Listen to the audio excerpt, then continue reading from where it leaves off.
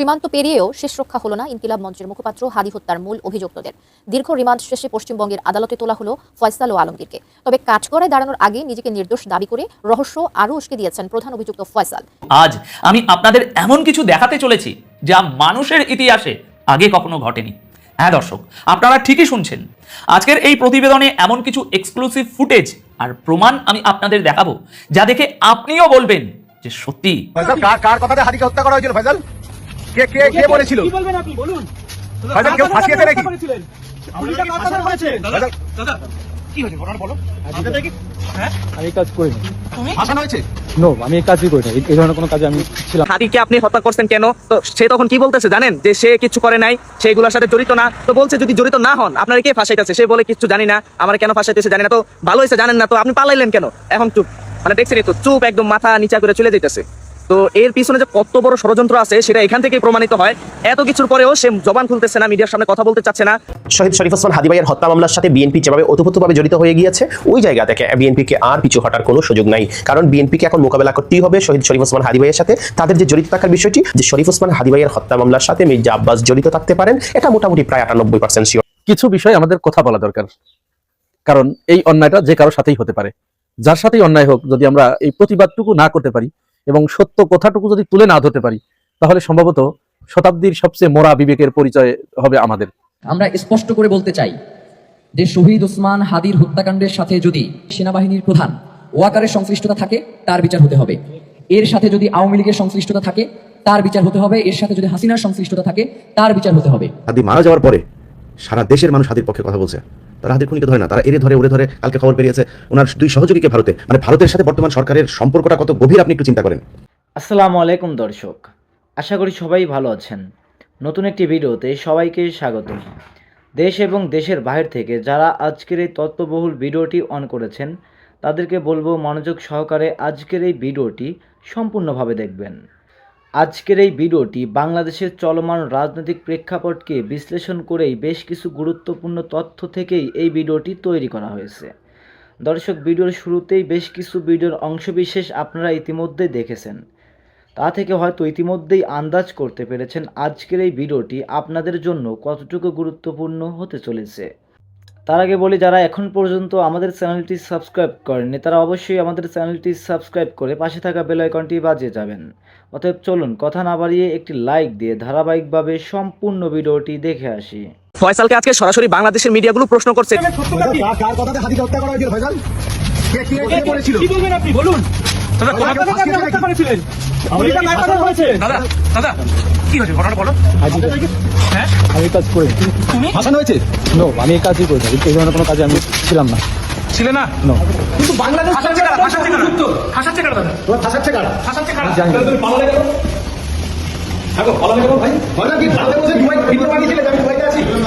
যে হাদিকে আপনি হত্যা করছেন কেন? তো সে তখন কি বলতেছে জানেন? যে সে কিছু করে নাই, সেগুলোর সাথে জড়িত না। তো বলছে যদি জড়িত না হন আপনারা কে ফাঁসাইতেছে? সে বলে কিছু জানি না, আমার কেন ফাঁসাইতেছে জানি না। তো ভালো হয়েছে জানেন না, তো আপনি পালাইলেন কেন? এখন চুপ, মানে দেখছেনই তো, চুপ একদম মাথা নিচা করে চলে যেতেছে। তো এর পিছনে যে কত বড় ষড়যন্ত্র আছে সেটা এখান থেকেই প্রমাণিত হয়।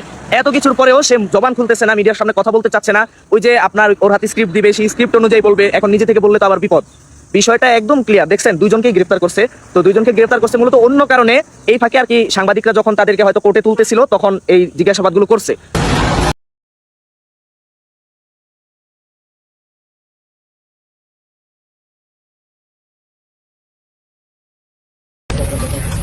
দাদা ঘটনাটা বলো কি হয়েছিল?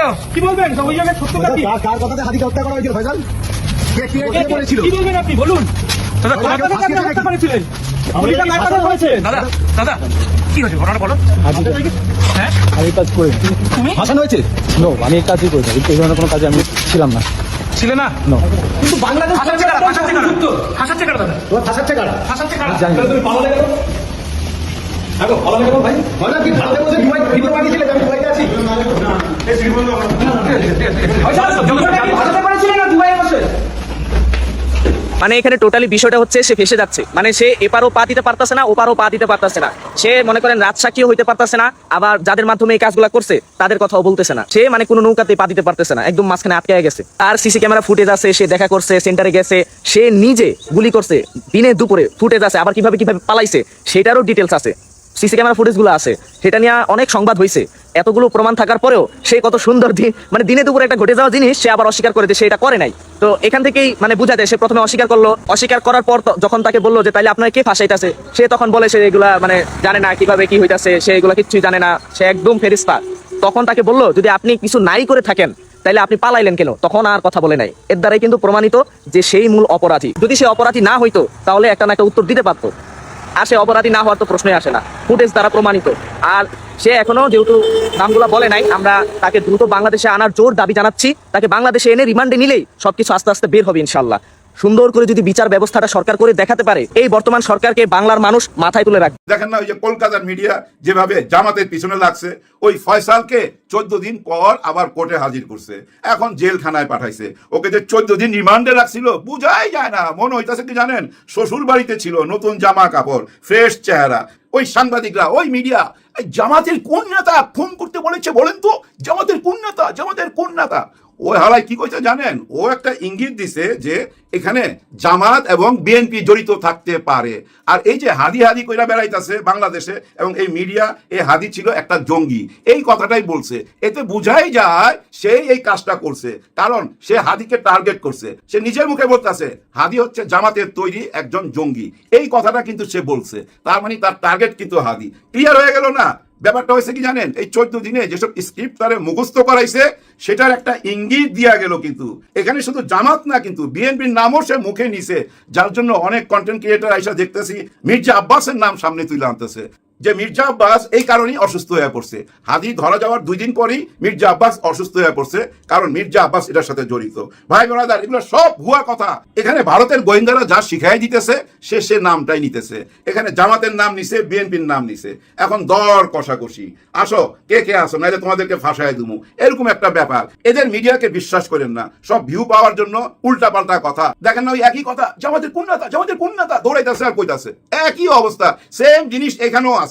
এখানে কিন্তু সবাই আর সাংবাদিক না, এখানে ইউটিউবারও আছে। হ্যাঁ, ভিউ পাওয়ার জন্য এসব কইরা বেড়ায়, এগুলো মাথায় নিবেন না। তবে মাথায় নিতে হবে কোনগুলা জানেন? এই যে হাসনাত আব্দুল্লাহ, এমপি হাসনাত আব্দুল্লাহ, ঈদের দিন বোধহয় নামাজ পড়তে গিয়া বিশ্ববিদ্যালয়ের ভিসির সঙ্গে ওনার দেখা, আখতারুজ্জামান সাহেবের সাথে দেখা। ওইখানে আপনার সাথে দেখা হয়েছে, আপনি সালাম দেন, ঈদ মোবারক বলেন, চইলা যান। আপনার কোনো দরকার আছে অতীত তুইলা ধরা? এভাবে ওনার চারিদিকে যদি আপনি দাঁড়ায় যান, আপনি আবার এমপি সাহেব দাঁড়ায় যদি জিজ্ঞাসা করেন ওই সময় আপনার কি ভূমিকা ছিল, উনি কি জবাব দিবে? উনি তো বলছে যে তোমার যা ভূমিকা আমারও তা ভূমিকা। উনি তো ঠিকই বলছে, আপনি কেন এটা জিজ্ঞাসা করতে গেলেন? নীরবে একটা মফ কইরা ফেলাইলেন। এমপি সাহেব এটা মানায় না, এগুলো বাদ দেন। উনি বিএনপির সাথে জড়িত ছিল বা আওয়ামী লীগের সাথে জড়িত ছিল, যে কোনো দলের সাথে জড়িত থাক, আপনিও তো একটা দলের সাথে জড়িত। অতীত তুইলা আনতেছেন কেন? শিক্ষক মানুষ, দেখা হয়েছে, সালাম দেন, দোয়া নেন, বিদায় নেন। অতীত তুইলা ধইরা এই যে রফটা দেখাইলেন, বাহাদুরিটা দেখাইলেন, এতে আপনার ইমেজের ক্ষতি হবে। ভবিষ্যতে এই ধরনের কাজ করেন না। ভাই ব্রাদার, হাদির বিচার আমরা পাবো কিনা বা ওই আসামিকে বাংলাদেশে দিবে কিনা, এগুলা রাজনীতির ব্যাপার। যারা ক্ষমতা আছে, সরকারে আছে, তাদের ব্যাপার। অন্য কারো ক্ষমতা নাই, তো একমাত্র সরকারেরই ক্ষমতা আছে ওদের সঙ্গে আলাপ আলোচনা কইরা তাকে ফিরায় আনা। আনবে কিনা এই নিয়ে সরকার কোনো রকম মুখ খোলে নাই। একটা কথা বলি ভাই, যারাই সরকারে আসে তারা জানি কেমন হয়ে যায়। ভাই ব্রাদার, এই ক্ষমতায় আসার জন্য কত কর্মীর জীবন যায় আপনারা তো জানেন, হিসাব আছে, কারো কাছে হিসাব নাই। যখনই মারা যায় আমরা একটা শহীদ নাম দেই, শহীদ নাম দিয়া করি কি জানেন, ওর কবরস্থানে যাই, ওইখানে যায়া ফুল দেই, ফুল দেয়া ফটো সেশন করি, সেলফি তুলি, তারপরে ওই শহীদের বাড়িতে যাই, তাকে 1 মাসে চাউল ডাউল দেই, একটা চেক দেই, দিয়া ওইখানেও ছবি তুলি, তারপরে নিজের পথে নিজে চইলা যাই, ভুইলা যাই। এভাবে যে কত কর্মীর জীবন নষ্ট হয়ে গেছে, কত পরিবারের জীবন নষ্ট হয়েছে, কত পরিবার নিঃস্ব হয়ে গেছে এই আদালতের পিছনে ঘুরতে ঘুরতে। লক্ষ লক্ষ মামলা, লক্ষ লক্ষ মামলা। ভাই, সে যে দলেরই হোক, হইতে পারে বিএনপির, হইতে পারে আওয়ামী লীগ, হইতে পারে জামাতের ইসলামের, সে যেই হোক না কেন, মিথ্যা মামলা থেকে তাকে বাইর করে আনতে হবে। কর্মীদের জীবন আর কর্মীদের ত্যাগের কারণেই কিন্তু সরকার ক্ষমতায় আসে। আজ পর্যন্ত যত সরকারই এই বাংলাদেশের ক্ষমতায় আসছে, কর্মীদের রক্তের বিনিময় আসছে, কর্মীদের জীবনের বিনিময় আসছে। আর ওই জীবন দেওয়ার পর কি হয়ে যায় জানেন? ওগুলার সংখ্যা পরিসংখ্যার মধ্যে চলে আসে 1, 2, 3। যেমন জুলাই গণ অভ্যুত্থানে কত মারা গেছে? 1400। ওই 1400 একটা পরিসংখ্যা, মানে একটা সংখ্যা, একটা অঙ্ক। যদি 1450 হইতো তাহলে বলতো 1450। ওইটা একটা অঙ্কের মধ্যে, সংখ্যার মধ্যে নিয়ে আসছে। এইসব কর্মীদের জীবনের বিনিময়ে আপনারা যখন ক্ষমতায় আসেন, ক্ষমতায় এসে যখন আবার সেই কর্মীদের মনের কথা ভুলা যান, তখনই হয় বিবাদ, তখনই হয় বিপদ, তখনই মানুষ অসহায় হইয়া উপরের দিকে তাকায়, হে আল্লাহ আমাদেরকে রক্ষা করো। হ্যাঁ ভাই, উপরের দিকে সবাই তাকাইতেছে তো, কারণ কি জানেন? 16 বছরের যে জুলুমটা দেখছে গত সরকারের, আয়নাঘর, গুম, খুন, আরো অনেক অত্যাচার, হামলা, মামলা, এগুলো দেখছে তো, এগুলো রিপিট আর দেখতে চায় না। এমন কেউ যদি আসতো এই দেশে, নেলসন ম্যান্ডেলার মতো যদি ভাই কোনো একজন নেতা এসে বলতো আমি সাধারণ ক্ষমা ঘোষণা করলাম, এই দেশে কোনো দলাদলি থাকতে পারবে না, 71 আর মুক্তিযোদ্ধা, রাজাকার, এইসব কথাবার্তা চলবে না, কে 24-এর মুক্তিযোদ্ধা, কে 24-এর স্বৈরা শাসক, এগুলা চলবে না, সব ক্ষমা ঘোষণা করে যদি পুরো দেশটাকে এক জায়গায় আনতে পারতো, তাহলে দেশটা ভাই সোনার বাংলাদেশ হইতো। যতদিন এটা না হবে কিচ্ছু হবে না, শুধু জীবন নিয়ে জুয়া খেলা হবে, আর এই জীবনের বিনিময়ে ক্ষমতা আইসা ক্ষমতা ভোগ করা হবে, আর কিছুই হবে না। যে লাউ সেই কদু। হ্যাঁ ভাই, যে লাউ সেই কদু। আগের মতই রয়ে গেলাম, নতুন কিছু পাইলাম না। তবুও দোয়ার দরখাস্ত থেকে বঞ্চিত করবো না সরকারকে। সরকারের জন্য সবাই দোয়া করবেন, মাত্র তো আসলো, আরো কিছুদিন যাক, তারপরে কথা হবে। সবার জন্য সবাই দোয়া করবেন। আল্লাহ হাফেজ। বিএনপি সরকারকে বহুমুখী চাপে রাখছে জামাত। জামাত শিবির কি জিনিস বিএনপি হারে হারে টের পাবে। জামাত বিরোধী দল হিসেবে দুর্বল, জামাত পারবে না, অনেক কথাই বলি। হ্যাঁ, দুর্বলতা অবশ্যই আছে এবং থাকবে, এর সমাধানও হবে। কিন্তু জামাত শিবির এর মধ্যেও হাজারো দুর্বলতা থাকা সত্ত্বেও কি চিজ বিএনপি বুঝবে। আচ্ছা, একটা বিষয় বলি, জামাতের ত্রুটি বিচ্যুতি নিয়ে হাজারো সমালোচনা করি, কিন্তু তারপরে দেখেন জামাত যে অবস্থা থেকে যে অবস্থায় এসেছে, এটা আর কোনো দল পারতই না। আমরা জামাতকে আরো উপরে দেখতে চাই, এই জন্য সমালোচনা করবো। বাট জামাত যা করেছে পৃথিবীতে এটা কেউ করতে পারেনি। জামাত বাংলাদেশের স্বাধীনতার বিরোধিতা করেছিল, সেই জামাত এখন একদম ক্ষমতার দ্বার প্রান্তে। পৃথিবীতে এরকম কোন এক্সাম্পল নাই, স্বাধীনতার বিরোধিতা করে ওই স্বাধীন দেশের একদম ক্ষমতায় তারা বা ক্ষমতার দ্বার প্রান্তে বা প্রায় ক্ষমতায় চলে গেছে। নাই, যে জামাত চিজ বলেই তো এটা পেরেছে। জামাতকে ধ্বংস করে দিয়েছে জামাত নাই, হাসিনা একদম নিঃশেষ করে দিয়েছে। জামাতের আর্থিক প্রতিষ্ঠান, ব্যাংক সব খেয়ে দিয়েছে। জামাতের শীর্ষ নেতাদের সবাইকে ফাঁসি দিয়ে দিয়েছে। হাসিনা 41 সাল পর্যন্ত ক্ষমতা টিকে গেছে। কত কিছু বিএনপির লোকজনই রাজনীতি ছেড়ে দিয়েছে, তারেক রহমানে আশা ছেড়ে দিয়েছিল। জামাত কোন রকম টিকে থাকার স্বপ্ন দেখছে। কত কিছু আপনারা শুনেছেন না? সেই জামাত হাসিনাকে জয় বাংলা করে বাংলাদেশে বিপ্লব ঘটিয়ে তারা এখন প্রধান বিরোধী দল এবং প্রায় ক্ষমতায় চলে গিয়েছিল এবং সামনের বার ক্ষমতা যাবে নিশ্চিত। জামাত বড় ধরনের চিজ না হলে তো এটা পারে না। জামাত রাজনীতির অনেক কিছুই বোঝে না, ডিপ স্টেটের হিসাব নিকাশ, আন্তর্জাতিক অথবা গ্রেট পাওয়ার, সুপার পাওয়ারদের ক্যালকুলেশন, সমীকরণ, এগুলো অনেক কিছু বোঝে না, দ্যাটস ট্রু। কিন্তু আবার অনেক কিছুই বোঝে যেগুলো আমরা বুঝি না যে জামাত কি বুঝে, যার ফলে জামাত আজকে এই অবস্থায় এসেছে। জামাতের যে সফলতা, এটার একটা ব্যাখ্যা দেওয়া যেতে পারে এরকম যে, ওই যে আমি একটা কৌতুক বলি মাঝে মাঝে, যে দুধ দোয়ানোর প্রতিযোগিতা, কোন দেশের গাভী কতটা, গরু কত কেজি দুধ দেয়। সেখানে আপনারা জানেন যে অস্ট্রেলিয়ার গরুতে সবচেয়ে বেশি দুধ হয়। অস্ট্রেলিয়ার গরু 40 কেজি দুধ দিয়েছে, নিউজিল্যান্ডের 35 কেজি, ইংল্যান্ডের 25 কেজি।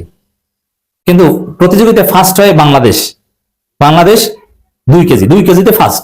এখন সবাই ধরলো যে 2 কেজি দুধের মাধ্যমে বাংলাদেশ ফার্স্ট হয় কিভাবে, আর অস্ট্রেলিয়া 40 কেজি দিয়ে ফার্স্ট হতে পারে না।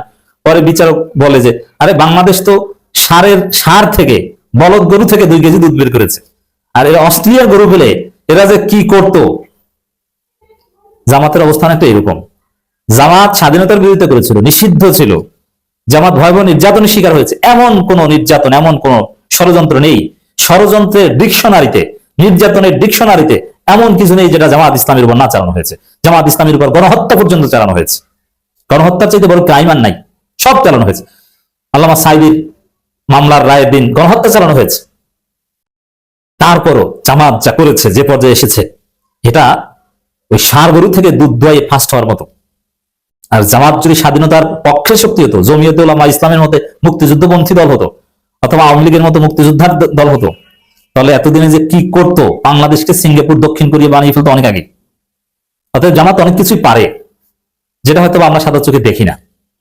তো দর্শক, বিরোধী দল হিসেবে জামাত কি করবে, বিএনপিকে চাপে রাখতে কি পারবে না, আমরা সবকিছু সাদা চোখে দেখবো না। হ্যাঁ, আমরা আরো ভালো চাই, কিন্তু এমন চাপে রাখবে মিঠা মিঠা কথার আড়ালে, অথবা বিএনপির সাথে সুসম্পর্কের আড়ালে রাজনৈতিক কালচার পরিবর্তন করে ফেলবে।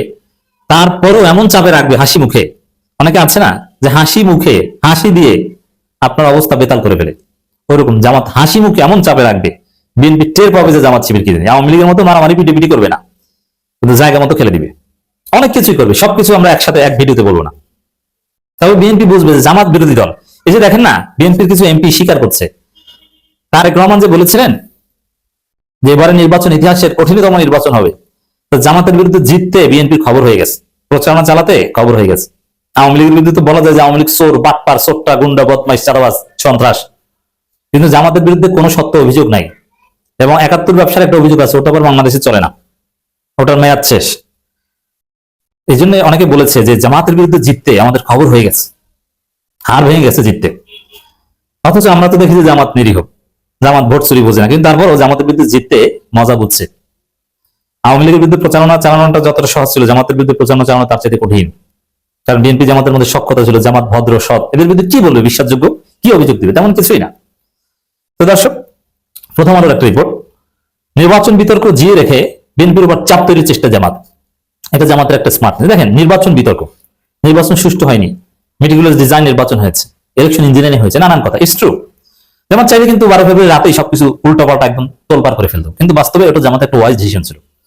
কারণ নির্বাচনে যতটা অনিয়ম হয়েছিল, সেই অনিয়মের বিরুদ্ধে প্রতিবাদ করে একদম নির্বাচন বানচাল করে দিলে, ফলাফল বানচাল করে দিলে দেশ হয়তো আরো খারাপের দিকে যেত। আর বাস্তব কথা হচ্ছে যে নির্বাচনে কারচুপি অনিয়ম হলেও ক্ষমতায় বিএনপি এসেছিল, এটা ঠিক, হয়তো বা অল্প ব্যবধানে জিতছিল। জামাত 135টা আর বিএনপি 160+, এভাবে হয়তো বিএনপি জিততো, কিন্তু অথবা একদম কাছাকাছি ঝুলন্ত পার্লামেন্ট, কিন্তু বিএনপি জিততো, এটা জামাত বিশ্বাস করে। যার ফলে জামাত ওই কারচুপির বিরুদ্ধে এমন আন্দোলন করেনি যে ফলাফল বাতিল হয়ে যাবে, কিন্তু কারচুপি হয়েছে, রেকর্ড রেখেছে, প্রমাণ রেখেছে।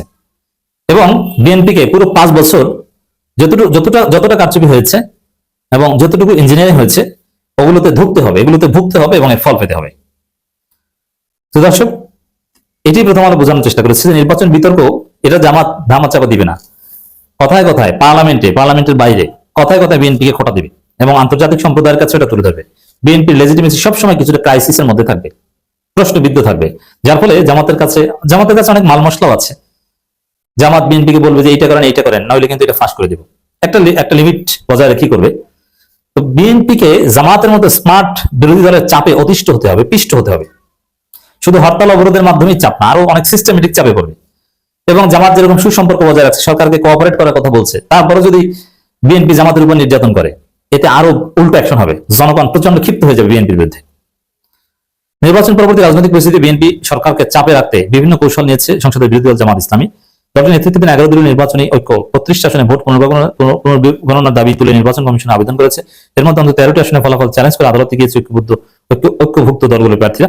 একই সঙ্গে নির্বাচন ঘিরে অন্তর্বর্তী সরকারকে সাবেক 2 উপদেষ্টা যদি রেজওয়ান হাসান খলিল রহমানের ভূমিকা নিয়ে প্রশ্ন তুলছে জামাত। তাদের জিজ্ঞাসাবাদ বিচারের দাবি জানিয়েছে, বিষয়টি রাজনৈতিক বিতর্কে তুলে ধরার চেষ্টা করছে দলটি। পাশাপাশি এসব বিষয় নিয়ে সংসদে সোচ্চার থাকার চিন্তা জামাতের। দৃশ্যত এর মধ্য দিয়ে রাজনৈতিক অবস্থান শক্ত করার কৌশল নিয়েছে দলটি। এর মানে জামাত কিন্তু টপিক ভালোভাবে ব্যবহার করতে পারে এবং সংসদের সামনে দেখবেন। আমি আশা করছি সম্পূর্ণ ভিডিওটি দেখেছেন এবং এই ভিডিওগুলির সাপেক্ষে আপনাদের কি মতামত, অবশ্যই আপনাদের মূল্যবান মতামতটি কমেন্ট বক্সে জানিয়ে যাবেন। ভিডিওটি ভালো লেগে থাকলে শেয়ার করে অন্যকে দেখার সুযোগ করে দেবেন।